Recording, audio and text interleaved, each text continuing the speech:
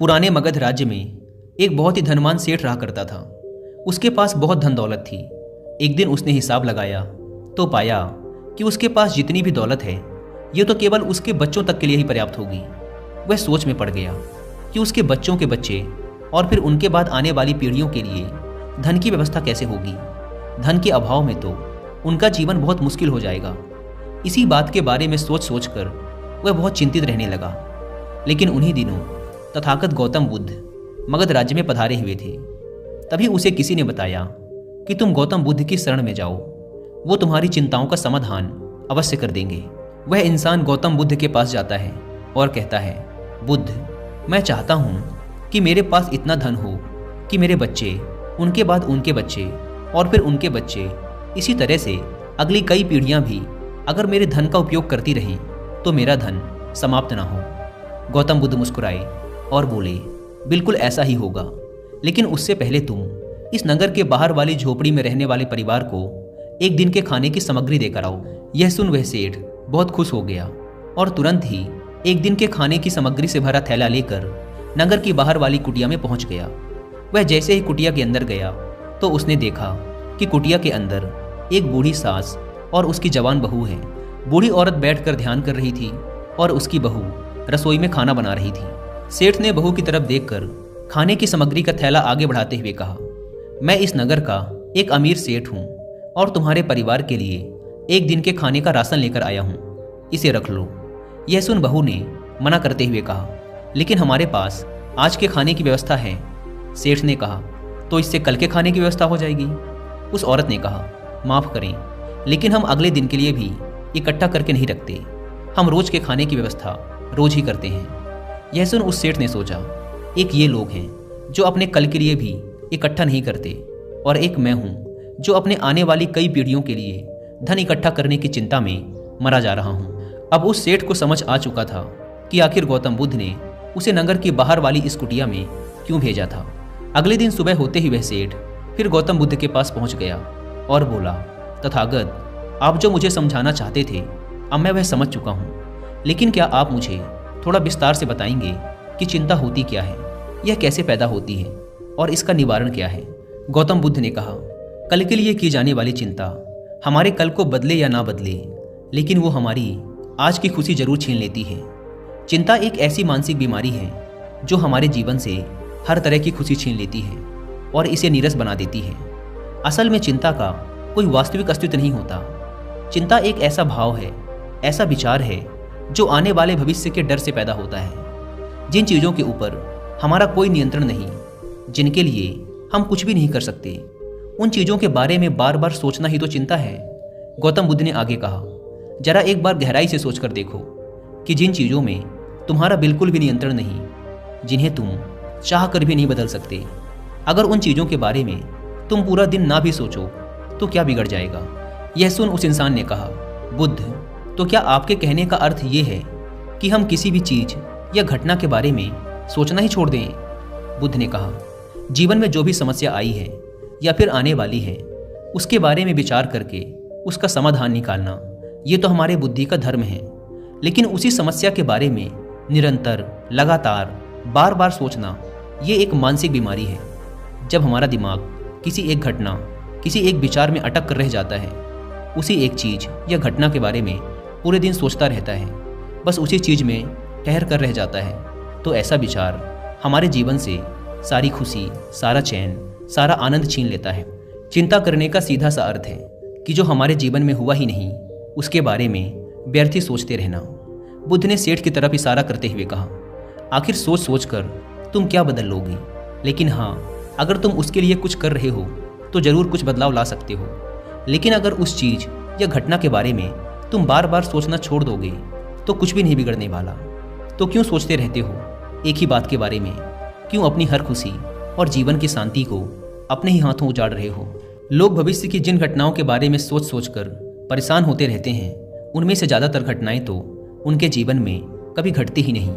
चिंता करने से तुम्हारी आने वाली समस्याओं का समाधान नहीं होने वाला, लेकिन तुम्हारा आज का सुख चैन जरूर चला जाएगा। तुम एक बात का अनुभव करना कि चिंता से भरा एक घंटा तुम्हें पूरे दिन की मेहनत से भी ज़्यादा थका देता है। असल में जब कोई अप्रिय घटना वास्तविक जीवन में घट भी जाती है तो वो हमें उतना दुख नहीं देती जितना हमने उसके बारे में मन में सोच सोच कर खुद को दुखी किया होता है। दोस्तों, अगर आप भी हर बात पे चिंता करने की आदत से परेशान हैं तो आपको विश्व प्रसिद्ध लेखक डेल कार्नेगी के द्वारा चिंता पर लिखी गई अब तक की सबसे बेस्ट बुक एक बार जरूर पढ़नी चाहिए, जिसका नाम है how to stop worrying and start living, यानी चिंता छोड़ो सुख से जियो। मैंने खुद इस किताब को 2 बार पढ़ रखा है। ये एक बहुत ही शानदार और बेस्ट सेलर बुक है। अगर आपके पास इस किताब को पढ़ने का टाइम नहीं है तो आप हिंदी में इस पूरी किताब को सुन भी सकते हैं कुकू एफएम ऐप पर। कुकू एफएम के बारे में बताऊं तो यह इंडिया का one of the best audio book platform है, जहां पर आप एक बुक से भी कम की कीमत पे करके पूरे 1 साल तक अलग अलग फील्ड की हजारों किताबों को ऑडियो फॉर्म में सुन सकते हैं, वो भी अपनी मनपसंद लैंग्वेज में। आमतौर पर इस प्लेटफॉर्म के 1 साल का सब्सक्रिप्शन पड़ता है 399 रुपीज़ का, लेकिन अभी कुकू एफएम पर एक सेल चल रही है जिसकी वजह से आप सबको इसके 1 साल का सब्सक्रिप्शन पड़ेगा सिर्फ 199 रुपीज़ में, अगर आप यूज़ करते हैं कूपन कोड सुनो50।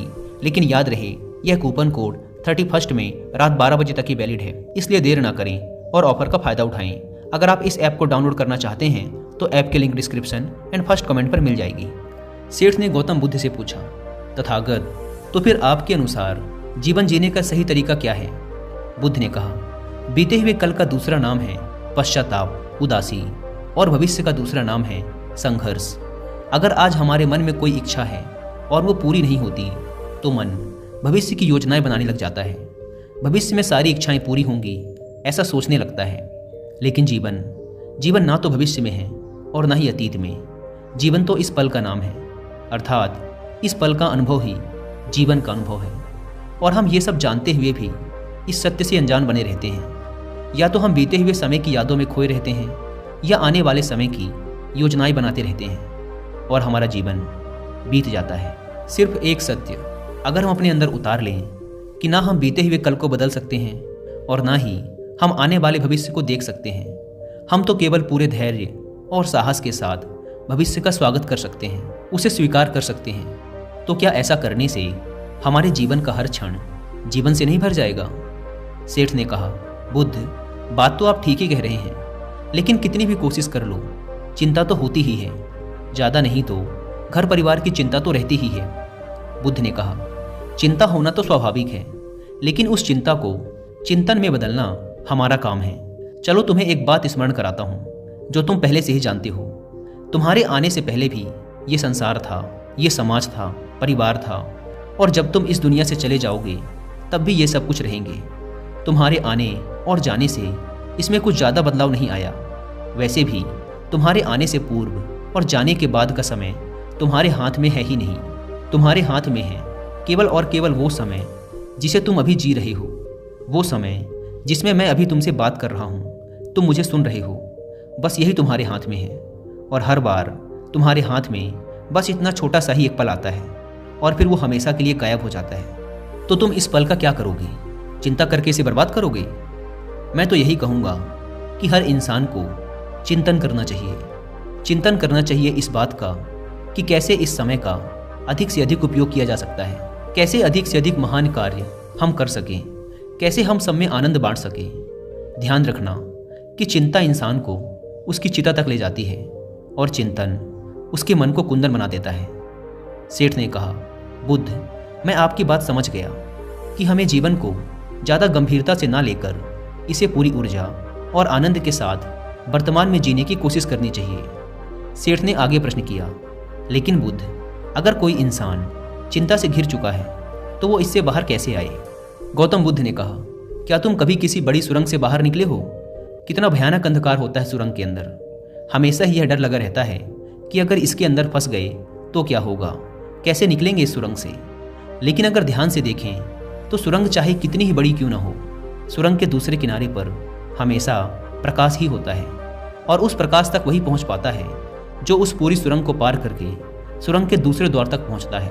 और ठीक इसी प्रकार हमारे जीवन में कई बार हम लोग खुद को निराशा और चिंता की काली सुरंग में फंसा पाते हैं, जहां से बाहर जाने का रास्ता नजर नहीं आता और ऐसा लगने लगता है कि ये जीवन ऐसे ही समाप्त हो जाएगा।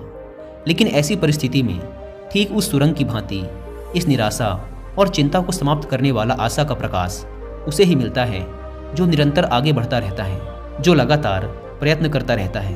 इसीलिए अगर तुम्हारे जीवन में कभी भी उदासी और चिंता का पल आए तो रुकना मत, बस लगातार प्रयास करते रहना, तुम्हें सफलता अवश्य मिलेगी।